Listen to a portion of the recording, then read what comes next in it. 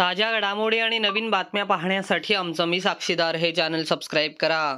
8 वर्षीय मुलीवर अत्याचार करणाऱ्या आरोपीला अटक करण्यात आली।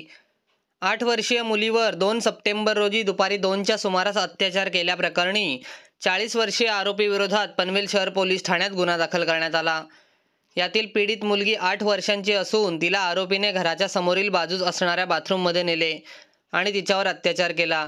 ही घटना पनवेल शहरातील असून पीडिता आणि आरोपी दोघेही शेजारी राहणारे आहेत।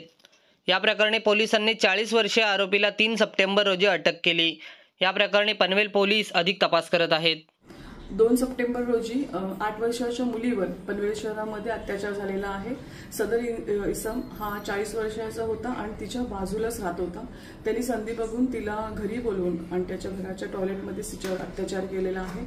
खरं तर सक्तीचा कायदा नसल्याकारणाने हे अत्याचार वाढत चाललेले आहे। माझी एक विनंती असेल की कायदा कुठेतरी सक्तीचा झाला पाहिजे। पोलिसांनी आणि शासनाने सरकारने कुठेतरी कायदा मला असं वाटतं सौम्य चाललेला आहे, त्यामुळे हे गुन्हे घडत चाललेला आहे। आरोपी अटक झालेला आहे तरी सुद्धा मला असं वाटतं जे काही झालेलं आहे त्या अत्याचारावर सक्तीचा कायदा आपण नाही केला तर हे अत्याचार वाढत जातील।